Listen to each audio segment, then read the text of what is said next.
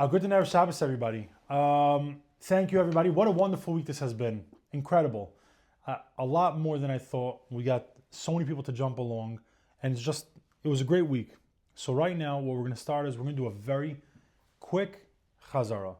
We're going to start from the beginning of the parak till we got up to yesterday. I'm not going to go in depth. It's just going to be pretty much basic words, taich, and try to get through it clearly. So, the Mishnah starts, and the parak starts with Hayashan tachasemita b'sukkah, someone who sleeps underneath a bed in a sukkah. Lo yatzi yedei chavasei, the Mishnah makes a statement, you're not yotze the chayv, you're not yotze your mitzvah. Amar Rabbi Yehuda says, Noegin yinu shehini Hashem tachas hamita b'fnei azkenim. We used to be noeg, that we would sleep underneath the bed in a sukkah, in front of the zkenim. V'lo yamar lanu davar, and they didn't tell us anything. Amar Rabbi Shimon, so Rabbi Shimon comes and says a story, the opposite, showing proof the other way. We have a story of Tevi, the Eved of Rabbi Gamliel, who slept underneath the bed.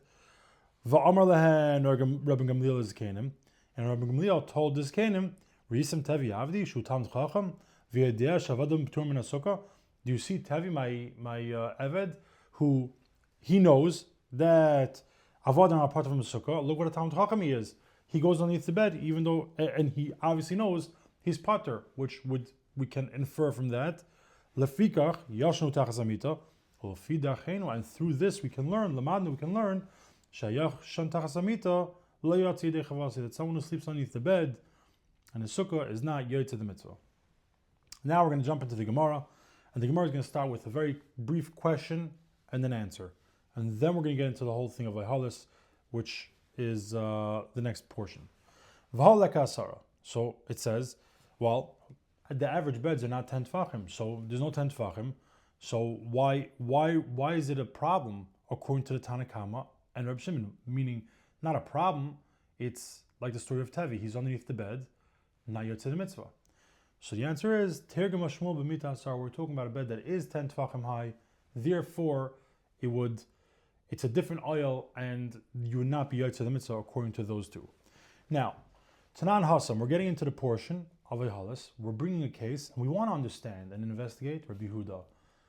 Why does Rabbi Yehuda say it's okay? It's okay to sleep underneath a bed in the sukkah.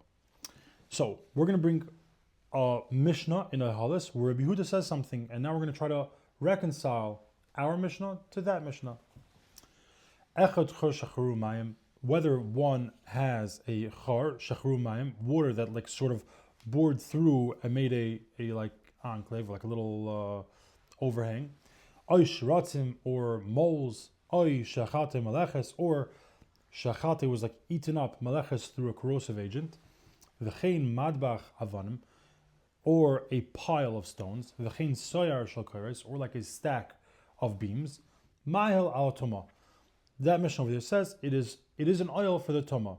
Rabbi Yehuda Omer, now this is the part that we wanted to bring out, kol oil sheinase b'dei adam in oil. Any oil that was not man-made, and again, man-made means intent. Any oil that was not made with intent is not considered an oil.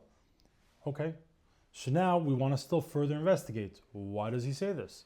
So my time with Rabbi Yehuda, what's the reasoning of Rabbi Yehuda? Yalef oil mi mishkan. So he learns through Gzer Shava.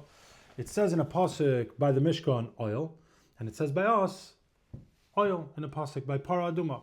So we're going to get into all of that. So it says in two separate places oil. Is it Paraduma the second place? It says no, not Paraduma. I'm sorry, I got confused. It's talking about by Ayhalis, by Zoy Satira Adam Kiyamas Ba'oil. So it says over here and over there. So we're connecting them. So Ksiv Hacha, it says over here by Tuma, Zoy Satira Adam Kiyamas Ba'oil. Uksiv Hasam, again the word oil. Uksiv Hasam Vayifresh as oil, and he spread out the oil ala Mishkan on the Mishkan. Malahalam b'dei Adam, just like over there by the Mishkan. It was done by Moshe Rabbeinu, so it's done b'dei Adam. Afkan b'dei Adam, so too over here, it is done by man. V'Rabbanan. Now, what do the Rabbanan, how do they learn out that all those scenarios are okay? And that they would be considered an oil. Meaning that they would be considered an oil in those few scenarios with the stacks of bricks and beams and so on. So what do they learn it from? Oil riba. So they say we don't use Gzer Shava, we learn it from one pasuk.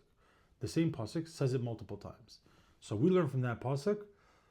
It says it multiple times, and like Rashi says, "Ahalim tuva ksivi." It says it many times. With Parshas Para over there in the Parshas Para, the rabbis afa asim to include also that which was made on its own, man-made, even without intent. So it says like this. So V'savar Rabbi Yehuda kol el shenas b'dei adam and yel. So this is now going to come into a question on Rabbi Yehuda. We just said Rabbi Yehuda made a statement, and we learned out where he gets his point from. He learns it from Xer Shava, that something not man-made, that oil has to be man-made. Okay, really? So we're going to come up with the question. V'savar Rabbi Yehuda kol el shenas b'dei adam ein oil. Does Rabbi Yehuda really hold that any oil that's not man-made is not an oil? Or a minu? And we're going to ask a contrast. We're going to ask a shaila on him.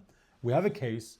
Like we explained, this is the case with Paraduma, and they made all these courtyards and these they made holes underneath the houses and all these stuff.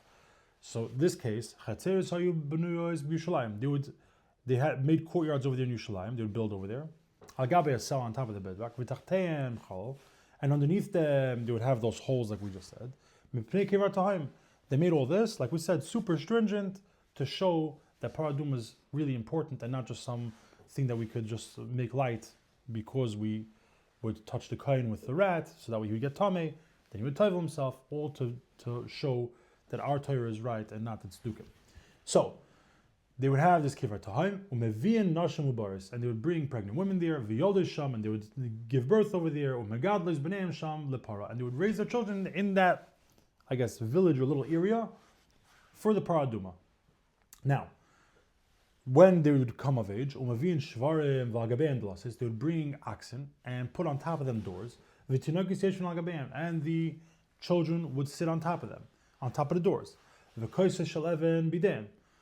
the stone cups would be in their hands. When they would come to the spring, they'd go into the water, they would fill up their cups, and they would climb up and go back on top of the door and return. Rabbi Yossi added one extra kneich.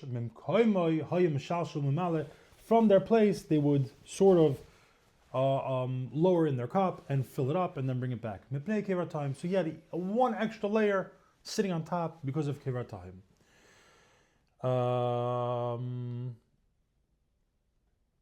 Right, here we go. So Vitanya. So now, like we said yesterday, I wanted to point out, perhaps I didn't point it out yesterday, one extra little thing, that the whole purpose that we're trying to bring is, we've just brought this question in the case of para, and in the halas we had the opposite. So there was some confusion, and really the question is very basic and simple. In a halas, it says all these cases that are of one tefach by one tefach, and Yehuda says if it's not man-made, it's no good. By us, by para, we're going to see in a moment, and what we said yesterday is that it's called Kimlei Egref, which is a large fist. And the fist that we were talking about was this Ben Avitiach's fist. So, if it's that large fist, Kuli Alma, everyone agrees that above that size is good. So that's how we reconcile it. And I know I just said it ahead, we're going to learn it inside now. So Vatanya Rabbi Yehuda says, they would not bring doors, rather only oxen. And these would be extra wide oxen, so the kids' feet would not be hanging over and they would be protected, or block the tumah. And we know ox is not man-made. And yet it states in that brayso, Rabbi Yehuda Aimer, loy hayomivin blases. They would not bring doors, ela shvarm, only oxen. So over here he says you're able to use oxen. Over there he says it has to be man-made. How do these two match up? And we're going to see in a second what we said. So Kiyasar Ravdimi Amar Rabbi Lazar, when Ravdimi would come from Eretz Babel, he said in the name of Rabbi Lazar, Moide Rabbi Yehuda Kimlei Agrif. No, Rabbi Yehuda's masking that a size of fist, something that's bigger than a fist size, is okay. So that case was smaller than a fist size. That's why he said it was not okay. So Tanya Namihachi, and now we're going to bring an extra case to show another area that he had that he would agree. In these cases, the stones, the boulders that they fall off, and you have the openings, that and the Kik Islam, these two cases are cases where we see he also agrees that it's considered an oil, but again, it's also bigger than a Kamlei Egref. V'harei deles diyesh b'kam egref. And so now we're going back to the question. Great. So you're saying that Rabbi Yehuda's maskim that anything above a Kamlei Egref, anything bigger than this size, let's call it two tvachim and above, he agrees is okay. So why does he have a problem with the doors? The doors are more than 2 tefachim from the ground. So why is that not okay? Why do you say lo hayu mevi'in? So we're going to answer that. V'harei delas diyesh b'kamei greifin v'ketani Rabbi Yehuda Omer lo hayu mevi'in d'lasais. They did not bring doors, elashvarm, only white oxen. Amar Abaya says lo yahotzuchu levi d'lasais. They didn't have to bring doors, not that they were not allowed to. Rabbi Isai, have a wonderful Shabbos. Thank you for joining. And remember, the more we do Chazara, the better it's going to be. Try to get this done once or twice over Shabbos, and you're going to see as we proceed, it's going to be more and more geschmack. Stay safe, stay warm. Good Shabbos.